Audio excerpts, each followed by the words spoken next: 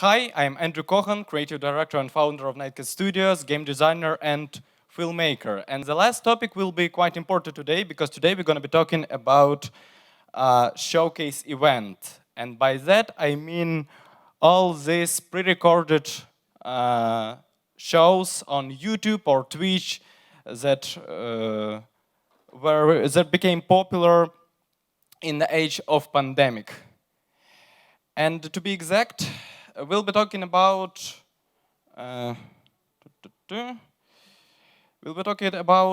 how we created our own attempt to produce and host this kind of show. We called it a midnight show, and turns out it's actually a little bit hard to explain what is the midnight show. So I made a little trailer, and the next slide is a video with a sound.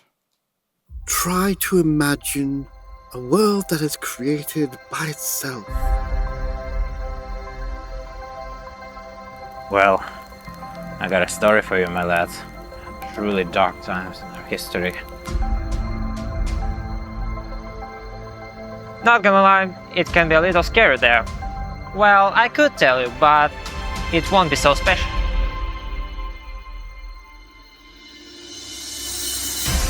We are everywhere and nowhere at the same time. We're gonna have a great show tonight, so without further ado, Welcome to the whole new world. It has a lot of names, but we call it the Unspace. it's the most ambitious game in our lives. It has changed a lot since we've been here for the first time. Welcome back to the deep internet.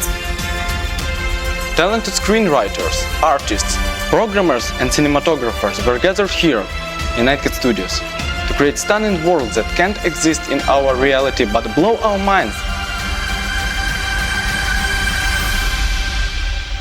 That's all? Well, yep, that's all.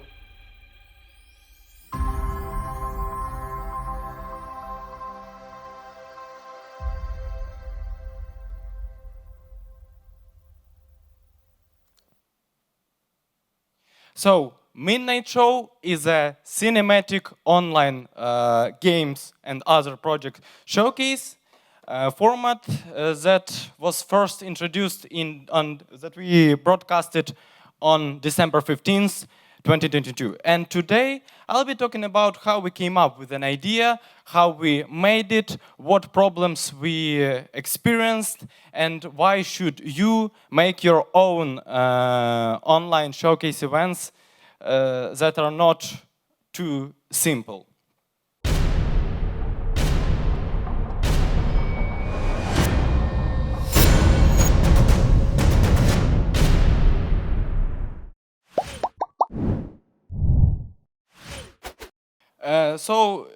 To understand why we decided to make this show, let's rewind a little bit back.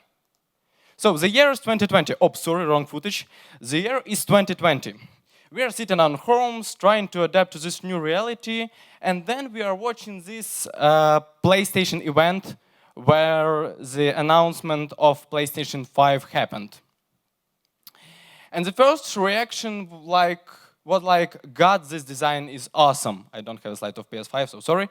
But the next reaction was, and this is a production quality of a multi-billion-dollar company. I mean, it's Sony. They have their own production house. They make movies, but all they did is just standing in front of camera with a black background. And this is a big corporation production value, production quality.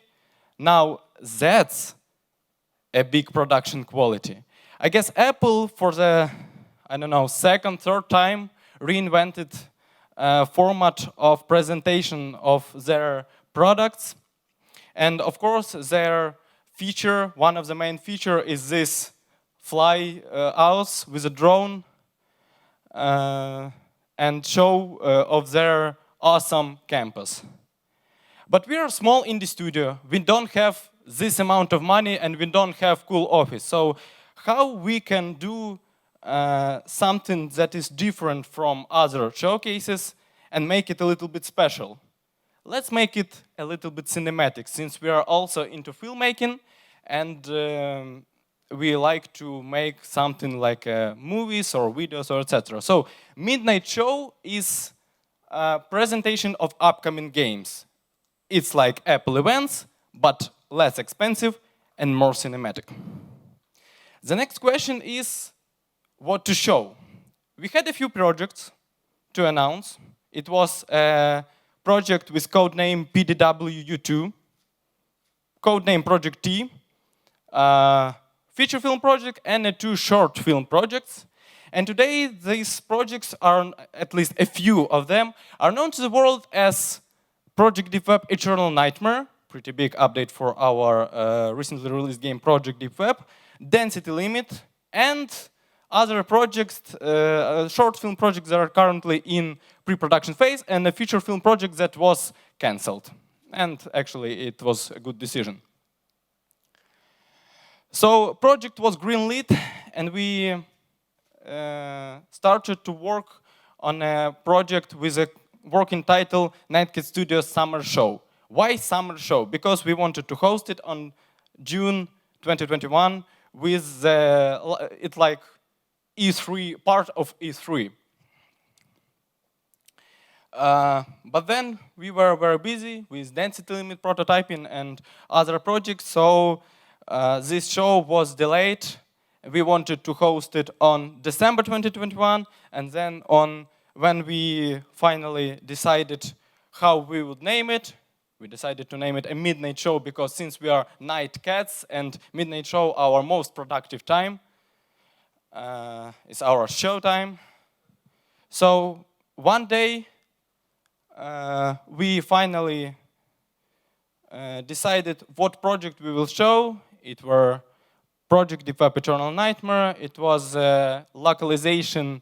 It's like a mockumentary movie about how we translated games in the 90s. It's a satcom, mobile, kind of hyper-casual game, density limit, and then we'll do question and answer session. So, we got our final script. On one of the Zoom meetings, we got our final script, and we decided that on the next day, we'll start working on an active pre-production phase, and actual production will be on the next month. The only thing is that this Zoom meeting happened on February 23rd, 2022 at 11:55 p.m. And what happened on the next day, I guess you all know.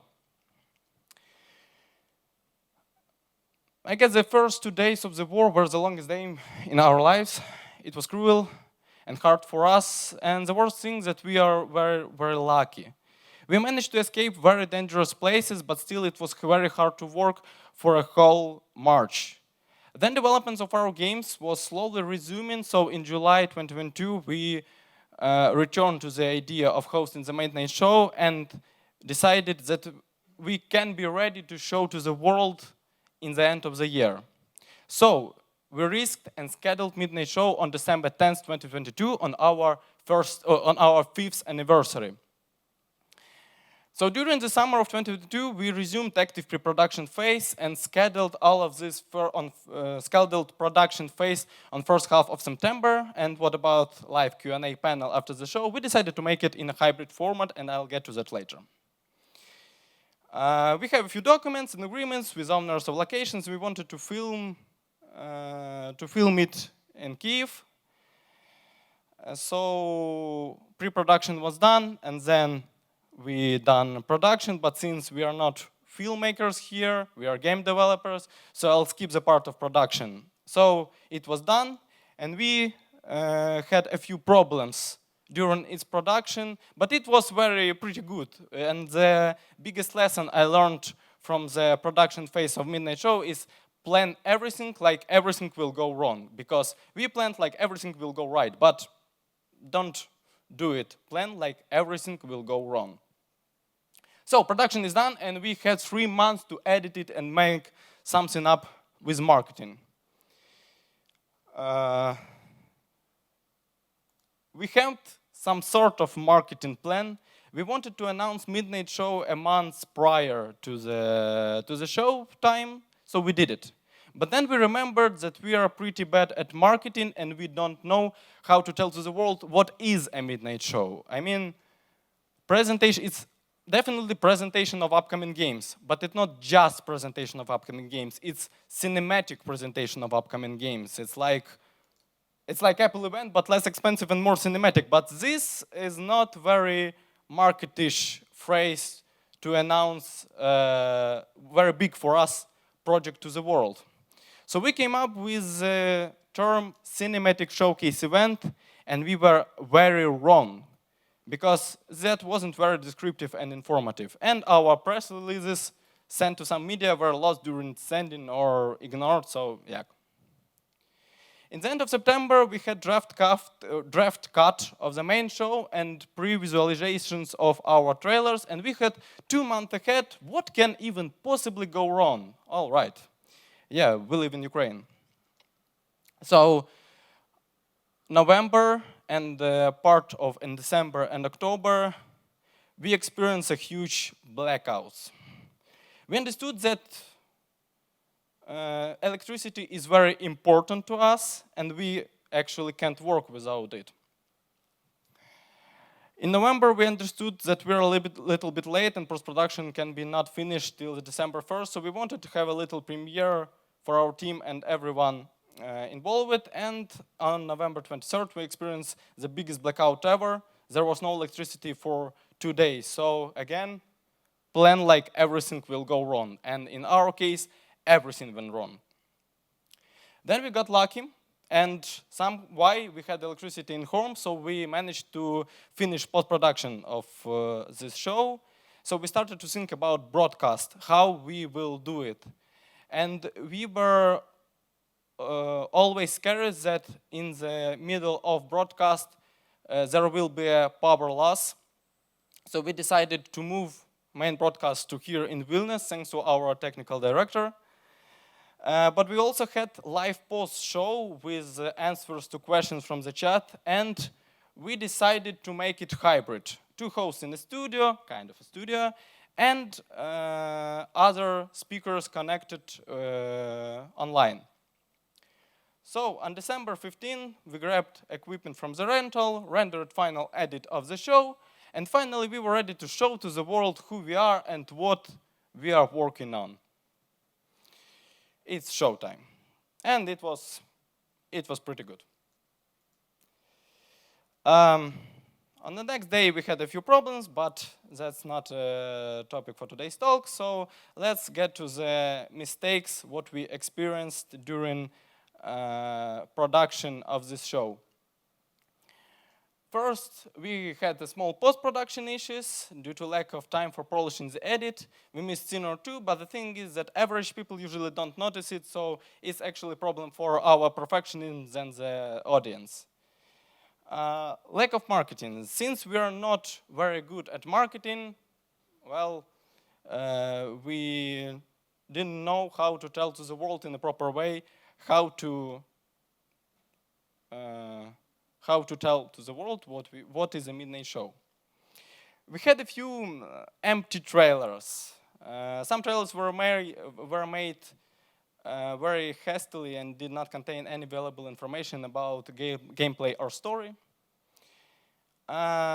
We wanted to make a few side videos like montage about our studio, etc., but we didn't make it, of course, due to lack of time.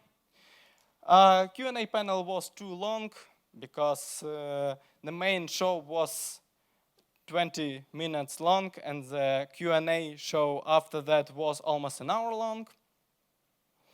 And that's not our mistake, that's just a coincidence that YouTube, right before premiere of our show, decided to separate videos, shorts, and live streams, so people couldn't find our live stream because they went to the videos tab, there wasn't our show broadcast, and they didn't notice that YouTube moved it to live, so we fixed it by uploading main show as a video on demand, and also we had a fancy landing page.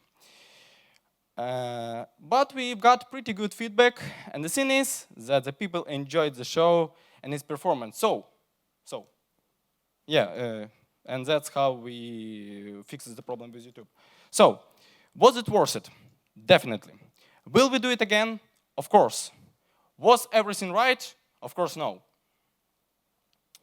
And anyways, we enjoyed this production, so we definitely will do it again, and we invite other developers to do it too, but we don't say that every developer or publisher should do it.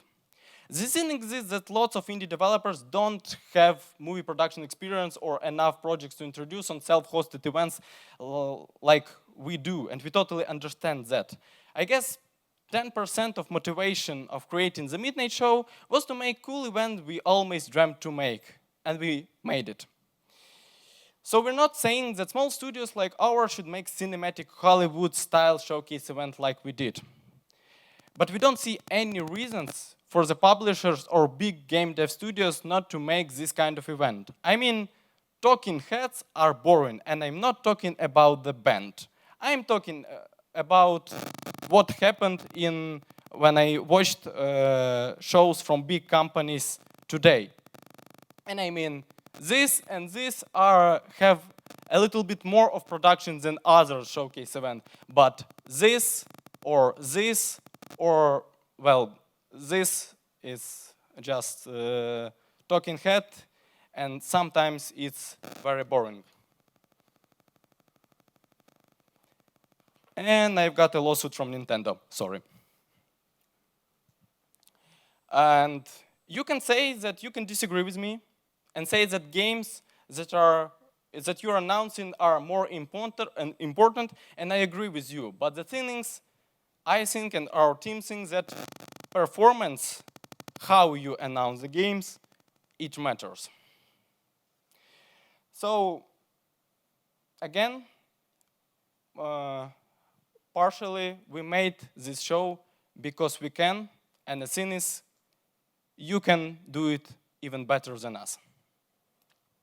So, in case you got excited about the idea to host your own show, and you can watch how we did it. So there's a QR code to the main show, and also there's a QR code to original scores that was specifically written for this show. And if you got excited about the idea to how to host your own show, feel free to contact us and ask any tips and tricks or more detailed consultations. And I guess that's all. I'm Andrew from NightCat Studios, and this was a talk about Midnight Show. Thank you. Thank you very much. It was last but not least, and maybe any of you have any questions to our speaker. I know, because I have. How do you think? What is biggest mistake that you have in that Midnight Show? Maybe not about situation in Ukraine, but about definitely your fault. What is the biggest mistake? Thank you for the question. Definitely, the biggest mistake is lack of marketing. We are not marketers, and we decided to make an event that should promote our games.